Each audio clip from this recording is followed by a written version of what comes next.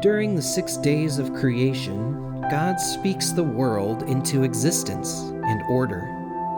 Light is separated from darkness, as is the sky from the waters.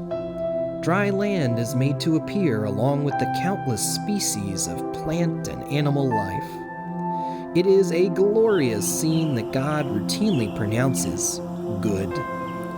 Here the love of God becomes concretely manifest as the hospitality that makes room for others to flourish and be themselves. For the very first time, the divine life finds expression in creatures that can be seen, touched, heard, smelled, and tasted. What is to be done in the face of all this goodness and beauty? Well, God inaugurates for the first time a time of Shabbat. The climax of God's creative work is not the creation of humanity, as we might expect, but the experience of Sabbath. Sabbath is not an optional reprieve in the midst of an otherwise frantic or obsessive life. It is the goal of all of existence, because in the Sabbath, creation becomes what it fully ought to be. Abraham Joshua Heschel expressed this well when he wrote, "The Sabbath is more than an armistice, more than an interlude. It is a profound conscious harmony of man and the world, a sympathy for all things, and a participation in the spirit that unites what is below and what is above."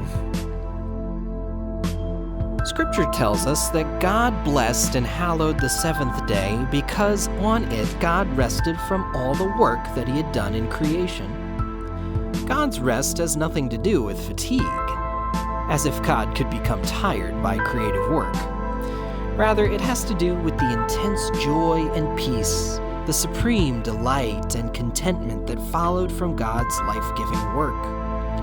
When people think of Sabbath, they tend to think in terms of exhaustion. Rest is a break, the time to escape from the harried pace of life.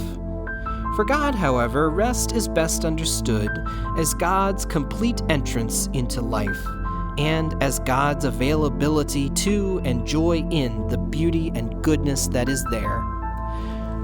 Directly contrary to human restlessness, the constant frantic searching and striving for a different place or a better community, God rests because there is no other place that God would rather be.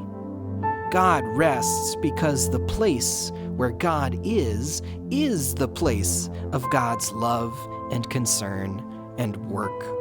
And there simply is no other place worth going to. Sabbath is not a reprieve from life, but the putting to an end of the restlessness that prevents deep engagement with it.